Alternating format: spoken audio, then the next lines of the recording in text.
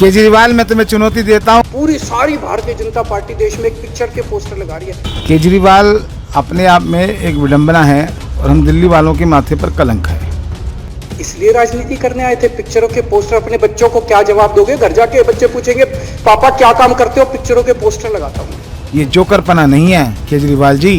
कश्मीरी पंडितों के नाम पे कुछ लोग करोड़ों करोड़ों रुपए कमा रहे हैं। केजरीवाल सुन लो, ये 56 इंची सीने पर तुम्हारे जैसे हजारों निर्लज्ज केजरीवाल कुर्बान करने को देश तैयार बैठा है। तो इसका मतलब उस प्रधानमंत्री ने 8 साल में कोई काम नहीं किया। केजरीवाल, मैं तुम्हें चुनौती देता हूँ, अगर तुम वहां से साबुत वापिस आ जाओ।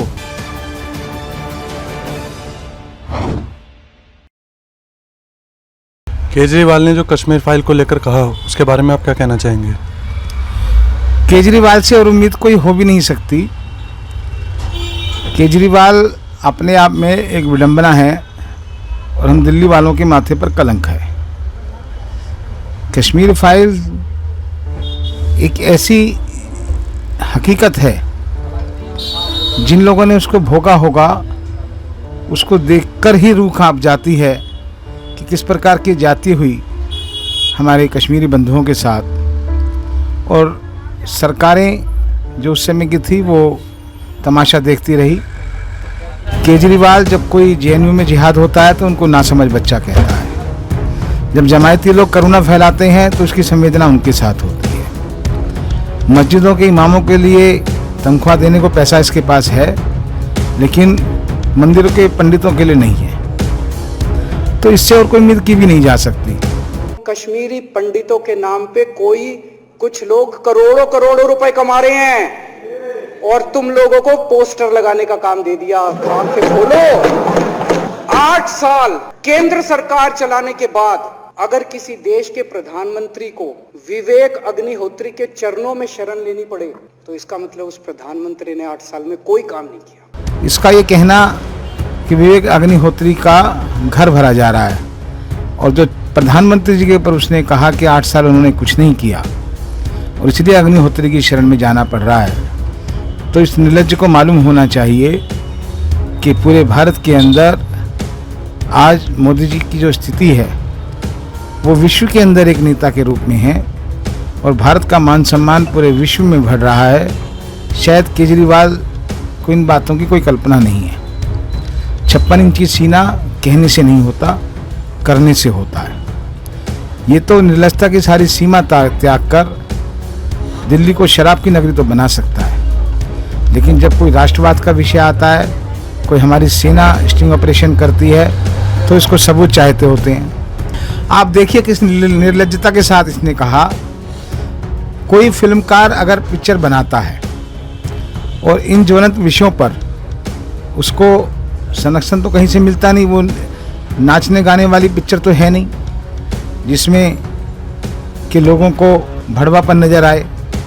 इसको देखने के लिए भी 56 इंच का सीना चाहिए, समझने के लिए भी 56 इंच का सीना चाहिए और इसके समझने के लिए कि क्यों टैक्स फ्री होना चाहिए वो कोई इतना विशेष विषय नहीं था।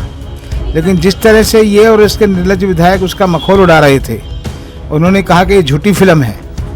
मैं पूछना चाहता हूं केजरीवाल से कि कभी उसके अंदर राष्ट्रभक्ति का जज्बा जगा? कभी उसने कोई ऐसे लोगों का दर्द समझने की कोशिश की? केवल और केवल हर बात पर झूठ बोलना, यू टर्न करना और हर चीज़ को मखौल बना देना, ये जोकरपना नहीं है केजरीवाल जी।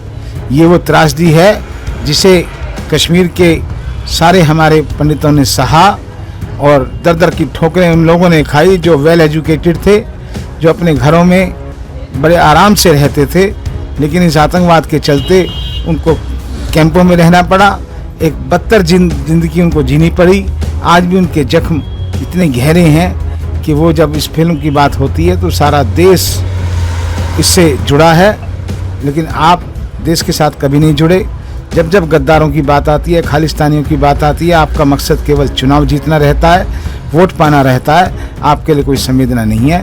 केजरीवाल से मुझे और कोई उम्मीद थी भी नहीं। उनसे उम्मीद वफा जिन्हें होगी उन्हें होगी।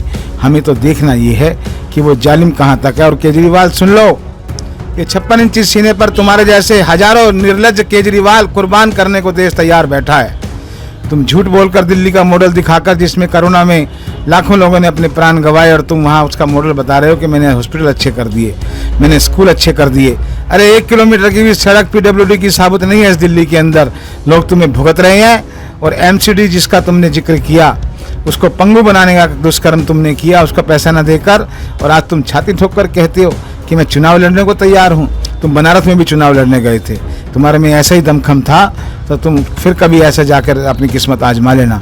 लोग तुम्हें सबक दे देंगे, सबक सिखाएंगे, और पूरी दिल्ली जानती है कि MCD का बेड़ा गर्क करने वाले तुम हो, उसके पंगु बनाने वाले तुम हो, और केंद्र सरकार उसका समाधान करके चुनाव के मैदान में हम लोग जाएंगे और तुम्हें धूल चटाएंगे।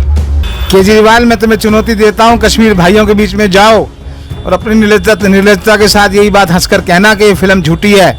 अगर तुम वहाँ से साबुत वापस आ जाओ तो तुम्हें पता चलेगा कितना आक्रोश उन लोगों में है। दिल्ली का दुर्भाग्य है कि तुम्हारे जैसा घटिया व्यक्ति यहाँ का मुख्यमंत्री है, और सदन में तुम ठाके लगाकर मजाक उड़ाते हो लोगों की दुर्दशा का।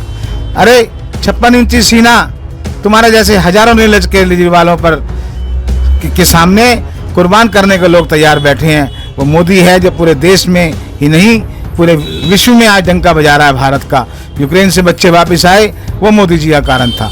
चाइना के अंदर अगर भारत दम के साथ उसका मुकाबला कर रहा है तो ये 56 इंची सीना है। अगर अफगानिस्तान से हमारे लोग वापस आए तो वो 56 इंची सीना है। तुम क्या जानो, तुमने तो सदा गद्दारी का पाठ पढ़ा है। तुम्हारे हाथों में है खंजर, हमारे पास है आत्मिक शक्ति। ये वो दिल है जिसमें जोत भारत माँ की है जगती। करो तुम लाख कोशिश, जोत पत्थर में नहीं लगती। केजरीवाल, अपनी निर्लजता को छोड़ो, और समय आने पर तुम्हें मालूम पड़ जाएगा कि दिल्ली की जनता बहुत दिन तक तुम्हारे बहकावे में आने वाली नहीं है। न्यूज़ 43 चैनल को अब भी सब्सक्राइब करें